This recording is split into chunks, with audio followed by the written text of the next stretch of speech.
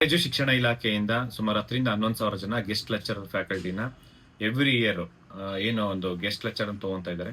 ಅವ್ರು ನೋಟಿಫಿಕೇಶನ್ ಬಿಟ್ಟಾಗ ನಾವು ಲಾಸ್ಟ್ ಟೈಮ್ ಅಷ್ಟೇ ಸಾಕಷ್ಟು ಹೋರಾಟ ಮಾಡಿದ್ವಿ. ಮುಂಚೆ ನಾನ್ UGC ಅವರು ಅಂದ್ರೆ ನೆಟ್ ಸ್ಲೆಟ್ PhD ಹೋಲ್ಡರ್ಸ್ ಅಲ್ಲದೆ ಆ ಸರ್ಟಿಫಿಕೇಟ್ ಇಲ್ಲದೆ ಫೇಕ್ ಸರ್ಟಿಫಿಕೇಟ್ ತಗೊಂಬಂದು ಮತ್ತೆ ನಾನ್ ಕ್ವಾಲಿಫೈಡ್ ಕ್ಯಾಂಡಿಡೇಟ್ಸ್ ಗೆಸ್ಟ್ ಲೆಕ್ಚರರ್ ಆಗಿ ವರ್ಕ್ ಮಾಡ್ತಾ ಇದ್ರು. ನಾವು ಸಾಕಷ್ಟು ಹೋರಾಟ ಮಾಡಿದ್ವಿ ಮಿನಿಸ್ಟರ್ ವಿರುದ್ಧ, ಮತ್ತೆ ಕೋರ್ಟ್ ಹೋದ್ವಿ. ಕೋರ್ಟ್ ಮುಖಾಂತರ ನಮಗೆ ನ್ಯಾಯ ಸಿಕ್ತು. ಅದಾದ್ಮೇಲೆ ಸುಮಾರು 10,000 ರಿಂದ 11,000 ಜನ ಗೆಸ್ಟ್ ಲೆಕ್ಚರರ್ ಆಗಿ ಎಷ್ಟೊಂದು ಜನ ಕ್ವಾಲಿಫೈಡ್ ನೆಟ್ ಸ್ಲೆಟ್ PhD ಹೋಲ್ಡರ್ಸ್ಗೆ ಕೆಲಸ ಸಿಕ್ಕಿದ ನಂತರ ಅದಾದ್ಮೇಲೆ ನಾವು ತುಂಬಾ ನೋಡೋದಾದ್ರೆ ಫೇಕ್ PhD 1-2 ಅಲ್ಲ, ಸಾವಿರಾರು ಜನ ಇದ್ದಾರೆ. ಸಾವಿರಾರು ಜನ ಏನೊಂದು 430 ಕಾಲೇಜ್ ಇದೆ, ಫಸ್ಟ್ ಗ್ರೇಡ್ ಕಾಲೇಜು.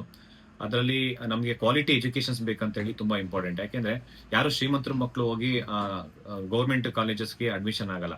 ಬಡವರ ಮಕ್ಕಳು ಮತ್ತೆ ಮಧ್ಯಮ ವರ್ಗದವರು ಕ್ವಾಲಿಟಿ ಎಜುಕೇಶನ್ಸ್ ಬೇಕು, ಮತ್ತೆ ಕ್ವಾಲಿಫೈಡ್ UGC ಕ್ವಾಲಿಫೈಡ್ ಇರೋರ್ನ ಗೆಸ್ಟ್ ಲೆಕ್ಚರರ್ ಆಗಿ ತಗೋಬೇಕು ಅವರಿಗೆ. ಮತ್ತೆ ಯಾಕೆಂದ್ರೆ ಕಷ್ಟಪಟ್ಟು ಓದಿರ್ತಾರೆ ಆ ಪಾಸ್ ಆಗಿರೋರಿಗೆ, ಅಂತವ್ರಿಗೆ ನ್ಯಾಯ ಸಿಗ್ಬೇಕು ಅಂತ ಹೇಳ್ಬಿಟ್ಟು ನಾವು ಸಾಕಷ್ಟು ಹೋರಾಟ ಮಾಡಿದ್ವಿ. ಹೋರಾಟ ಮಾಡಿದ ನಂತರ ಎಷ್ಟು ಜನ ಫೇಕ್ PhD ಇದಾರೆ ಅಂತವ್ರನ್ನೆಲ್ಲ ಹೊರಗಡೆ ಹಾಕಿ ಅವ್ರ ಮೇಲೆ FIR ಮಾಡ್ಸಂತ ಕೆಲಸ ಮಾಡಿದ್ವಿ. ಈಗ 249 ಜನಕ್ಕೆ ಏನು FIR ಆಗಿದೆ. 249 ಜನ ಮೇಲೆ ಕಾಲೇಜು ಶಿಕ್ಷಣ ಇಲಾಖೆಯಿಂದ ಆಯುಕ್ತರು ಅವ್ರೇನು ಅವ್ರ ಮೇಲೆ ಆಕ್ಷನ್ ತಗೊಂತೀನಿ ಅಂತ ಹೇಳ್ತಿದ್ದಾರೆ. ಬರೀ 249 ಜನ ಅಲ್ಲ, 249 ಜನದ ಮೇಲೆ ಆಕ್ಷನ್ ತಗೊಳೋದ್ರ ಜೊತೆ ಎಷ್ಟು ಜನ ಪ್ರಿನ್ಸಿಪಲ್ ಇನ್ವಾಲ್ವ್ಮೆಂಟ್ ಆಗಿದ್ದಾರೆ ಅವ್ರನ್ನ ಆಕ್ಷನ್ ತಗೋಬೇಕು. ಜಾಯಿಂಟ್ ಡೈರೆಕ್ಟರ್ ಇನ್ವಾಲ್ವ್ಮೆಂಟ್ ಆಗಿದ್ದಾರೆ, ಅವ್ರ ಮೇಲೆ ಆಕ್ಷನ್ ತಗೋಬೇಕು. ನೀವೇನಾದ್ರೂ ಅವ್ರನ್ನ ಇವತ್ತು ಲಾಸ್ಟ್ ಎಡಿಟ್ ಆಪ್ಷನ್ಸ್ ಇವತ್ತು ಲಾಸ್ಟ್ ಇದೆ. ನಿಮ್ಮ ಕೊನೆಯ ದಿನ ಎಡಿಟ್ ಆಪ್ಷನ್ಸ್ ಯಾರ್ಯಾರು ಫೇಕ್ PhD ಇದ್ದೀರಾ ಅಷ್ಟು ಜನ ಫೇಕ್ PhD ನ ಮತ್ತೆ ಫೇಕ್ MPhil ಇದೆ, ಫೇಕ್ PhD ಇರ್ಬೋದು, ಮತ್ತೆ ಈ ಒಂದು ಫೇಕ್ MPhil ಇರ್ಬೋದು. ಇಷ್ಟು ಜನ ಮತ್ತೆ PH ಕ್ಯಾಂಡಿಡೇಟ್ಸ್ ಇವರೆಷ್ಟು ಜನ ನೀವೇನಾದ್ರೂ ಫೇಕ್ ಸರ್ಟಿಫಿಕೇಟ್ ತಗೊಂಬಂದು ಅಪ್ಲಿಕೇಶನ್ ಹಾಕಿದ್ರೆ ದಯವಿಟ್ಟು ಇವತ್ತು ಲಾಸ್ಟ್ ಡೇಟ್, ಇವತ್ತು ಕೊನೆ ದಿನ ಎಡಿಟ್ ಆಪ್ಷನ್ ಇದೆ, ವಾಪಸ್ ತಗೊಳ್ಳಿ. ನೀವು ಸಪೋಸ್ ಏನಾದ್ರೂ ನೀವು ಅದನ್ನ ಕಂಟಿನ್ಯೂ ಮಾಡ್ತೀನಿ ಅಂತಂದ್ರೆ ನಿಮಗೆ ಯಾವ ಗೌರ್ಮೆಂಟ್ ಎಕ್ಸಾಮ್ಸ್ ಬರೆಯಂಗಿಲ್ಲ, ಮತ್ತೆ ಯಾವ ಪ್ರೈವೇಟ್ ಸ್ಕೂಲು ಕಾಲೇಜಸ್ ಹೋಗಂಗಿಲ್ಲ. ಯಾಕೆಂದ್ರೆ ಆ ರೀತಿ FIR ಆಗುತ್ತೆ, ನಿಮ್ ಮೇಲೆ ಸೀರಿಯಸ್ ಕ್ರಮ ತಗೊಬೇಕಾಗುತ್ತೆ. ಯಾರಿಗೂ ಬಿಟ್ಟಿಲ್ಲ ನಾವು. 249 ಜನ ಅಲ್ಲ, ಇವ್ರ ಮೇಲೆ ಸೀರಿಯಸ್ ಆಕ್ಷನ್ ತಗೋಬೇಕು. ಯಾಕೆಂದ್ರೆ ಇವತ್ತು KPSC ಅಧ್ಯಕ್ಷರನ್ನೇ ಬಿಟ್ಟಿಲ್ಲ, ಅವ್ರ ಮಕ್ಕಳು ಕ್ಯಾಸ್ಟ್ ಸರ್ಟಿಫಿಕೇಟ್ ಇರೋದ್ರಿಂದ ಅವ್ರಿಗೆ FIR ಮಾಡಿ ಅವ್ರನ್ನೇ ಸಸ್ಪೆಂಡ್ ಮಾಡಿಸಿದೀವಿ. ಯಾವುದೇ ಕಾರಣಕ್ಕೂ ಬಿಡಲ್ಲ. ಯಾಕೆಂದ್ರೆ ಕ್ವಾಲಿಟಿ ಎಜುಕೇಶನ್ ಜೊತೆ ಕಷ್ಟಪಟ್ಟು ಪ್ರಾಮಾಣಿಕವಾಗಿ ಓದ್ತಾ ಇರೋಂಥವ್ರು ಎಲ್ಲೋಬೇಕು. ಅವ್ರು ಬೀದಿಯಲ್ಲಿ ಝೊಮೊಟೊ ಸ್ವಿಗ್ಗಿ ಗಿಗ್ ವರ್ಕರ್ಸ್ ಕೆಲಸ ಮಾಡ್ಬೇಕು, ಕಾಂಕ್ರೀಟ್ ವರ್ಕ್ ಕೆಲಸ ಮಾಡ್ಬೇಕು.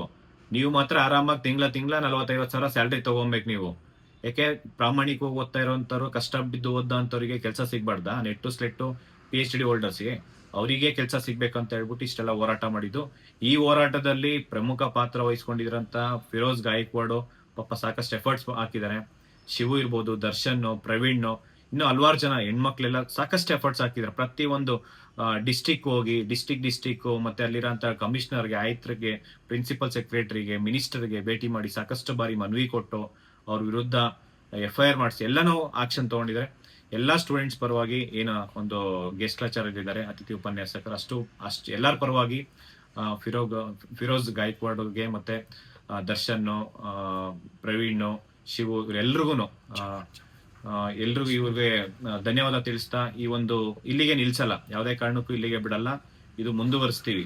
ಈ ಒಂದು ಏನೇ ಇಶ್ಯೂಸ್ ಇದ್ರು ನಾವು ಅವ್ರ ಪರವಾಗಿ ನಿಂತ್ಕೊಂತೀವಿ, ಗೆಸ್ಟ್ ಲೆಕ್ಚರರ್ ಪರವಾಗಿ. ಯಾಕೆಂದ್ರೆ ನಾವು ನೋಡಿದ್ವಿ ಎಷ್ಟೋ ಜನ ಹೆಣ್ಮಕ್ಳಿಗೆ ಮೆನ್ಸ್ಟ್ರುಯೇಷನ್ ಲೀವ್ ಕೊಡ್ತಿರ್ಲಿಲ್ಲ. ಮತ್ತೆ ಆ ಒಂದು ಲೀವ್ ಕೊಡ್ಸೋದಿರ್ಬೋದು, ಮತ್ತೆ ಮಂತ್ಲಿ ಏನೇ ಅವರಿಗೆ ಸಮಸ್ಯೆ, ಪರ್ಮನೆಂಟ್ ಲೆಕ್ಚರರ್ನ ಯಾವ ರೀತಿ ಟ್ರೀಟ್ ಮಾಡ್ತಾರೋ ಪ್ರಿನ್ಸಿಪಲ್, ಅದೇ ರೀತಿ ಗೆಸ್ಟ್ ಲೆಕ್ಚರರ್ನು ಟ್ರೀಟ್ ಮಾಡಬೇಕು. ಯಾಕೆಂದ್ರೆ ಅವರು ಮನುಷ್ಯರೇ, ಯಾರು ಮೃಗಗಳಲ್ಲ, ಅವರೇನು ಏಲಿಯನ್ಸ್ ಅಲ್ಲ, ಬೇರೆ ಪ್ಲಾನೆಟ್ ಇಂದ ಬಂದಿಲ್ಲ, ಮತ್ತೆ ಬೇರೆ ದೇಶದಿಂದ ಇಲ್ಲಿ ಬಂದಿಲ್ಲ. ಅವ್ರಿಗೂ ಅದೇ ತರ ಟ್ರೀಟ್ ಮಾಡಬೇಕು.